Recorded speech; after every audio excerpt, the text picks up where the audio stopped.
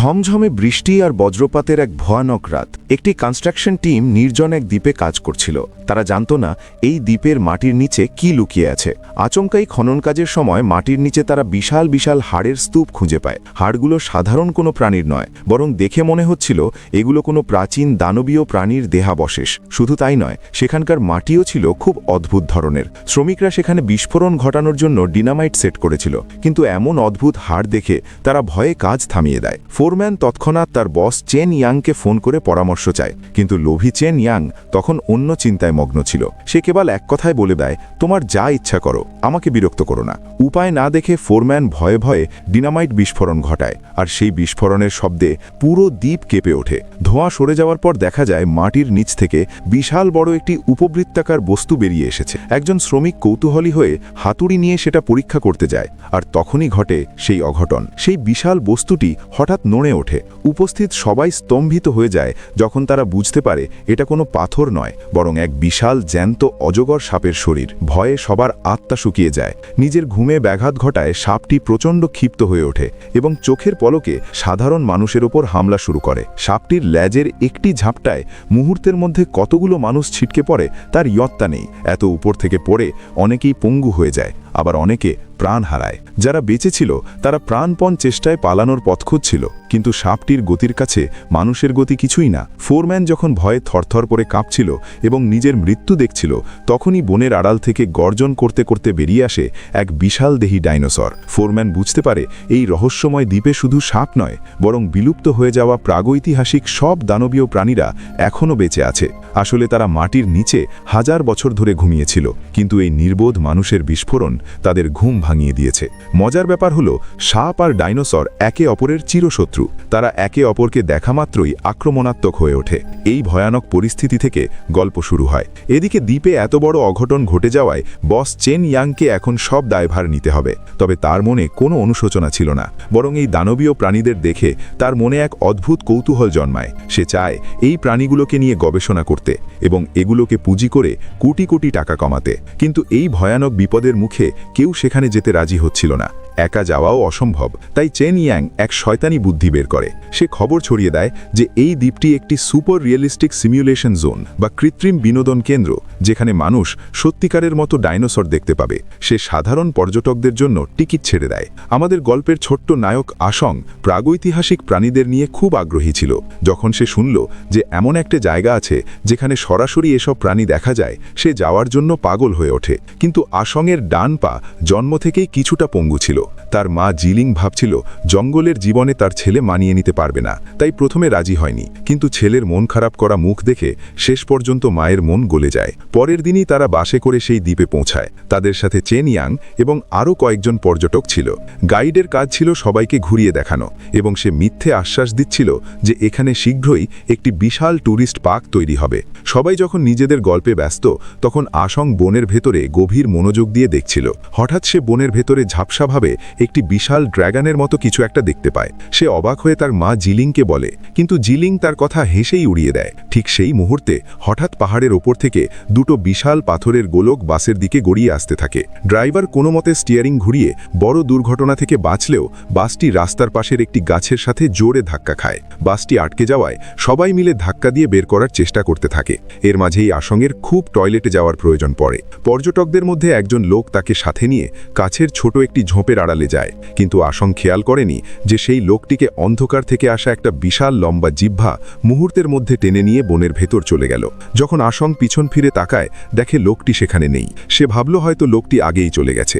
ঠিক একই সময় বাসের কাছে থাকা প্রাচীন প্রাণী বিশেষজ্ঞ লাও বাই একটি পাথরের গায়ে অদ্ভুত সবুজ রঙের আঠালো তরল দেখতে পান। তিনি এটি স্পর্শ করে বুঝতে পারেন এটি আসলে কোনো বড় প্রাণীর লালা বা নিঃসরণ। তিনি সবাইকে চিৎকার করে বলতে যাবেন যে এখানকার প্রাণীরা জ্যান্ত হয়ে উঠেছে, কিন্তু তার আগেই একের পর এক মানুষ সেই লম্বা জিহ্বার টানে বনের ভেতর অদৃশ্য হতে শুরু করে। সবাই তখন বুঝতে পারে কিছু তো ভুল হচ্ছে, কিন্তু ততক্ষণে অনেক দেরি হয়ে গেছে। আতঙ্ক ছড়িয়ে পড়ে চারদিকে। উপায় না দেখে সবাই বাসের ভেতরে গিয়ে আশ্রয় নেয়। তখনই ঝোপের আড়াল থেকে বেরিয়ে আসে এক ভয়ঙ্কর ডেভিল ফ্রগ বা শয়তান ব্যাং। এর সারা শরীর সবুজ রঙের কাঁটায় ধকা।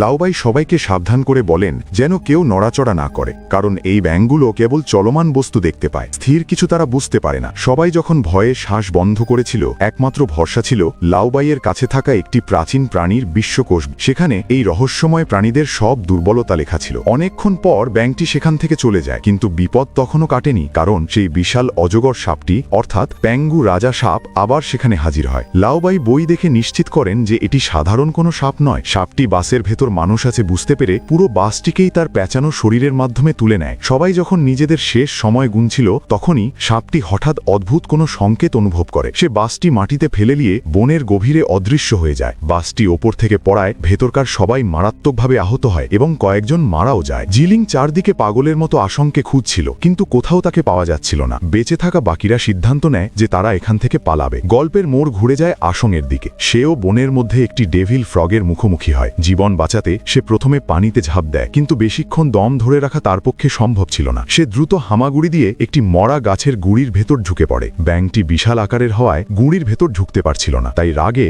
সেটাকে লাথি দিয়ে পাহাড়ের নিচে ফেলে দেয়। আশং সেই গুঁড়ির সাথে গড়িয়ে একটি অন্ধকার গুহার ভেতর গিয়ে পড়ে। সেখানে সে বিশাল বড় সাপের চামড়া আর কতকগুলো বড় বড় সাপের ডিম দেখতে পায়। আশং বুঝতে পারে এটি আসলে সেই প্যাঙ্গু রাজা সাপের বাসা। সে যখন একটু জিরিয়ে নেওয়ার চেষ্টা করছিল, তখনই গুহার প্রবেশপথে একটি ক্ষুধার্ত ডাইনোসর দেখা দেয়। গুহার ভেতর পালানোর কোনো জায়গা ছিল না, তাই সে সাপের ডিমগুলোর আড়ালে লুকিয়ে থাকে। ডাইনোসরটি ডিমগুলো ভেঙে গোগ্রাসে খেতে শুরু করে। এই সুযোগে আশং পালানোর চেষ্টা করে, কিন্তু দুর্ভাগ্যবশত তার হাতের স্মার্ট ঘড়িটি হঠাৎ শব্দ করে ওঠে। সেই শব্দে ডাইনোসরটি তাকে দেখে ফেলে এবং আক্রমণ করতে তেড়ে আসে। আশং কোনো মতে ডাইনোসরকে ফাঁকি দিয়ে একটি ভাঙা ডিমের খোলের ভেতর ঢুকে পড়ে, কিন্তু ডাইনোসরটি তাকে খুঁজে বের করে ফেলে। যখনই ডাইনোসরটি তাকে গিলে খেতে যাবে, ঠিক সেই মুহূর্তে প্যাঙ্গু রাজা সাপটি তার বাসায় ফিরে আসে। নিজের বাসায় শত্রু দেখে সাপটি এক ঝটকায় ডাইনোসরটিকে গিলে ফেলে। নিজের সন্তানদের এই দশা দেখে সাপটি বেদনায় এক দীর্ঘ গর্জন দেয়, আর এই সুযোগে আশং সেখান থেকে সন্তর্পণে পালিয়ে যায়। এদিকে জিলিংয়ের কাছে ফিরে আসা যাক। চেনিয়াংয়ের হঠাৎ মনে পড়ে যে পাহাড়ের ওপরে শ্রমিকরা একটি সিগন্যাল টাওয়ার তৈরি করেছিল, সেখান থেকে হয়তো বাইরের জগতের সাথে যোগাযোগ করা সম্ভব। জিলিং কিন্তু ছেলেকে ছেড়ে যেতে রাজি ছিল না। সে ভয় পাচ্ছিল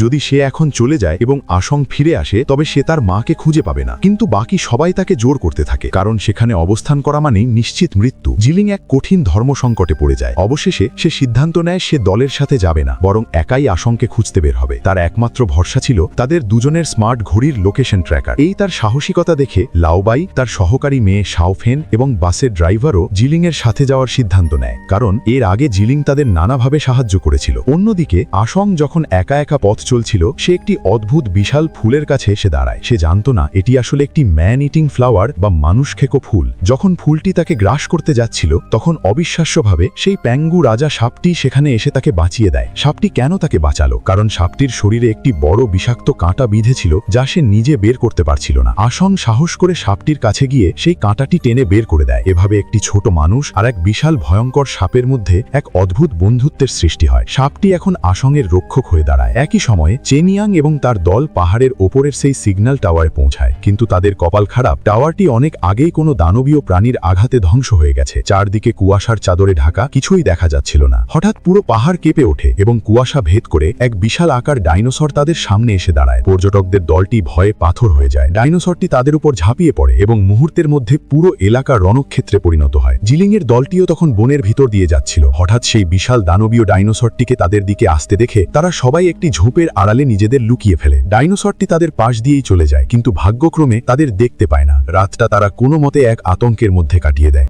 রাতের সেই দুঃস্বপ্ন কাটিয়ে যখন সকাল হলো, চারপাশটা এক অদ্ভুত নিস্তব্ধতায় ডুবেছিল। শরীরের ক্লান্তি আর মনের আতঙ্ক নিয়ে জিলিং আর তার সঙ্গীরা আবার তাদের যাত্রা শুরু করে। বনের প্রতিটি কদম যেন নতুন কোনো বিপদের সংকেত দিচ্ছিল। পথ চলতে চলতে হঠাৎ লাউবাইয়ের চোখ পড়ে বনের একপাশে পড়ে থাকা বিশাল কিছুর ওপর। কাছে গিয়ে তারা শিউরে ওঠে। এটি ছিল সেই প্যাঙ্গু রাজা সাপের ফেলে যাওয়া খোলস বা চামড়া। সাপের এই খোলসটি প্রমাণ করে দিচ্ছিল যে তারা কতটা বড় এক দানবের এলাকায় অবস্থান করছে। দ্বীপের প্রতিটি কোণ যেন মৃত্যুফাদ। লাউবাই মনে মনে খুবই দুশ্চিন্তায় ছিলেন যে ছোট্ট আশং এই হিংস্র প্রাণীদের মাঝে বেঁচে আছে, কিন্তু জিলিং হার মানার পাত্রী নয়। তার হৃৎস্পন্দন বলছিল তার ছেলে এখনও জীবিত। জিলিং তার স্মার্ট ঘড়ির সিগন্যাল বারবার চেক করছিল এবং অবশেষে সেই কাঙ্ক্ষিত লোকেশনটি খুঁজে পায়। তারা দৌড়ে সেই দিকে এগিয়ে যায় এবং ঝোপের আড়ালে আশংকে খুঁজে পায়। মা আর ছেলের এই পুনর্মিলন ছিল অত্যন্ত আবেগ, কিন্তু এই আবেগ প্রকাশের জন্য তাদের হাতে একদম সময় ছিল না। তাদের ঠিক কয়েক গজ দূরেই এক ভয়ঙ্কর দৃশ্য চোখে পড়ে। একটি বিশাল অ্যানশিয়েন্ট ড্রাগন বা প্রাচীন ডাইনোসর সেখানে অন্য একটি প্রাণীকে চিড়ে খাচ্ছিল।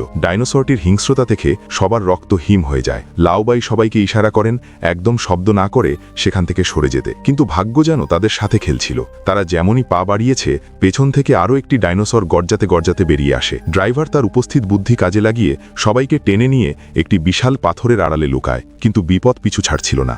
আরেকটি ছোট ডাইনোসর তাদের ঘ্রাণ পেয়ে তাড়া শুরু করে। প্রাণপণ দৌড়ানোর সময় বিশৃঙ্খলার সৃষ্টি হয় এবং জিলিং আর আসং বাকিদের থেকে আলাদা হয়ে পড়ে। তাদের অবস্থা তখন সবচেয়ে শোচনীয়। সামনে একটি ডাইনোসর আর পেছনে আরেকটি, তারা পুরোপুরি ঘেরাও হয়ে গেছে। পাহাড়ের উপর থেকে লাউবাই আর অন্যরা এই দৃশ্য দেখলেও নিচে নেমে সাহায্য করার কোনো উপায় ছিল না। ঠিক যখন ডাইনোসর দুটি জিলিং আর আসংয়ের ওপর ঝাঁপিয়ে পড়তে যাবে, ঠিক তখনই সেই রক্ষাকর্তার আবির্ভাব ঘটে।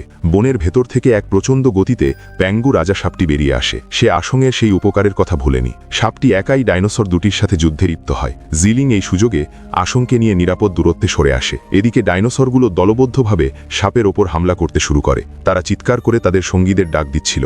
সাপটি অনেক শক্তিশালী হলেও একা এতগুলো ডাইনোসরের সাথে পেরে উঠছিল না। এক পর্যায়ে ডাইনোসর আর সাপ উভয়ই মারাত্মকভাবে আহত হয় এবং একে অপরের থেকে পিছিয়ে যায়। জিলিং আর আসং ততক্ষণে লাউবাইয়ের দলের সাথে আবার যোগ দেয়। লাউবাই হঠাৎ খেয়াল করেন পাশের নদীর পানি থেকে অদ্ভুত সাদা ধোঁয়া বের হচ্ছে। তিনি মাটির তাপমাত্রা পরীক্ষা করে আটকে ওঠেন। তিনি বুঝতে পারেন এই দ্বীপের ভূগর্ভস্থ তাপমাত্রা অস্বাভাবিকভাবে বাড়ছে। তিনি অনুমান করেন যদি এভাবে তাপমাত্রা বাড়তে থাকে তবে মাটির নিচে হাজার বছর ধরে ঘুমিয়ে থাকা আরও হাজারো প্রাচীন দানব জেগে উঠবে। আর যদি কোনোভাবে এই দানবগুলো মানুষের লোকালয়ে বা শহরে পৌঁছে যায় তবে পুরো পৃথিবীতে মহাপ্রলয় নেমে আসবে। পরিস্থিতি কতটা ভয়াবহ তা উপলব্ধি করে তারা দ্রুত পাহাড়ের চূড়ায় পৌঁছানোর চেষ্টা করে, যাতে সিগন্যাল পাঠিয়ে উদ্ধারকারী দল ডাকা যায়। পাহাড়ের চূড়ায় পৌঁছে লাউবাই এক অদ্ভুত ভৌগোলিক বৈশিষ্ট্য লক্ষ্য করেন। তিনি দেখেন পাহাড়ের এই দিকের মাটি আর নিচের দিকের মাটি সম্পূর্ণ আলাদা। তিনি ব্যাখ্যা করেন যে এই পাহাড়টি আসলে দুটি ভিন্ন এলাকাকে ভাগ করেছে।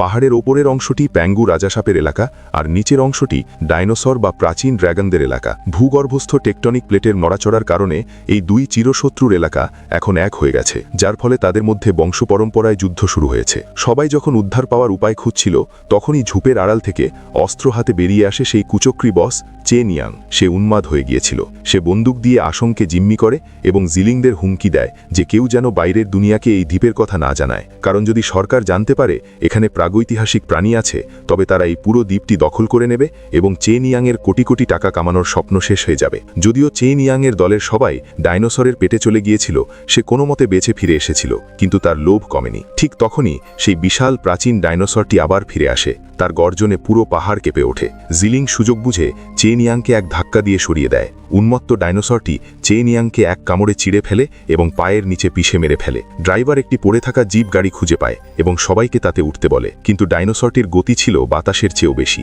গাড়িটি কিছু দূর যেতেই ডাইনোসরটির ধাক্কায় পাহাড়ের একটি পাথরের সাথে ধাক্কা খেয়ে ধুমড়ে মুচড়ে যায়। মৃত্যু যখন দরজায় কড়া নাড়ছে তখনই আবার সেই প্যাঙ্গু রাজা সাপটি দৃশ্যপটে হাজির হয়। এটি ছিল দুই যুগের দুই সম্রাটের চূড়ান্ত লড়াই। সাপটি ততক্ষণে তার গায়ের চামড়া পাল্টে আরও শক্তিশালী হয়ে উঠেছিল, কিন্তু ডাইনোসরটিও ছিল অপ্রতিরোধ্য।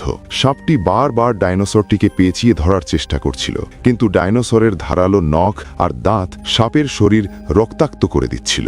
লাউবাই বুঝতে পারেন সাপটি হেরে গেলে তাদেরও রক্ষা নেই, তাই তারা সাপটিকে সাহায্য করার সিদ্ধান্ত নেয়। তার আশেপাশে শ্রমিকদের ফেলে যাওয়া কিছু শক্তিশালী ডিনামাইট খুঁজে পায়। পরিকল্পনা করা হয় যে একটি গাড়িতে ডিনামাইট বোঝাই করে ডাইনোসরটির দিকে চালিয়ে দেওয়া হবে। জিলিং নিজেই সেই দায়িত্ব নেয়। সে গাড়িটি নিয়ে ডাইনোসরের দিকে দ্রুত বেগে ধেয়ে যায় এবং শেষ মুহূর্তে গাড়ি থেকে লাফিয়ে পড়ে, কিন্তু দুর্ভাগ্যবশত ডিনামাইটের রিমোট কন্ট্রোলটি কাজ করছিল না। এই মরণপন্ন পরিস্থিতিতে লাওবাইয়ের সহকারী শাওফেন একটি জ্বলন্ত মশাল নিয়ে ডাইনোসরের দিকে দৌড়ে যায়, কিন্তু ডাইনোসরের লেজের এক ঝাপটায় সে ছিটকে পড়ে। সবাই যখন আশা ছেড়ে দিয়েছে তখন ছোট্ট আসং তার পঙ্গু পা নিয়েই অসীম সাহসিকতায় সেই মশালটি তুলে নেয়। সে খুঁড়িয়ে খুঁড়িয়ে এগিয়ে গিয়ে ডিনামাইট বোঝাই গাড়িতে আগুন ধরিয়ে দেয়। এক বিকট শব্দে পুরো পাহাড় কেঁপে ওঠে। বিস্ফোরণের ধাক্কায় ডাইনোসরটি ভারসাম্য হারিয়ে মাটিতে পড়ে যায়। এই সুযোগটি হাতছাড়া করেনি প্যাঙ্গু রাজা সাপ। সে তার সমস্ত শক্তি দিয়ে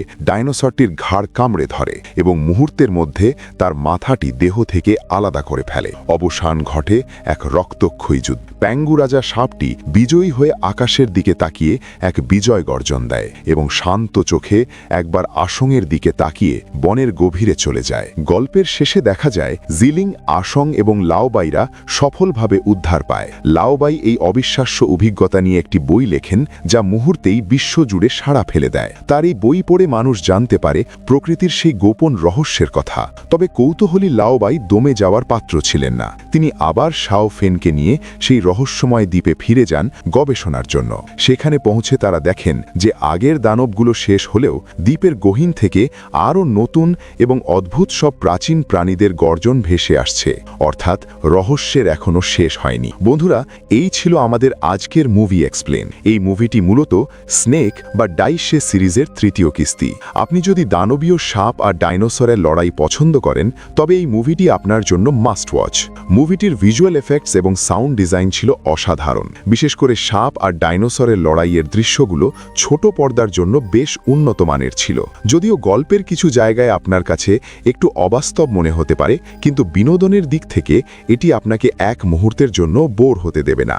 IMDb-তে এর রেটিং খুব বেশি না হলেও চাইনিজ অ্যাডভেঞ্চার মুভি প্রেমীদের কাছে এটি একটি ব্লকবাস্টার। আপনার কাছে মুভিটির কোন অংশটি সবচেয়ে ভালো লেগেছে তা কমেন্ট করে জানান। আর এমন রোমাঞ্চকর মুভি এক্সপ্লেনেশন আরও দেখতে আমাদের চ্যানেলটি সাবস্ক্রাইব করে রাখুন। দেখা হবে পরবর্তী ভিডিওতে। ধন্যবাদ।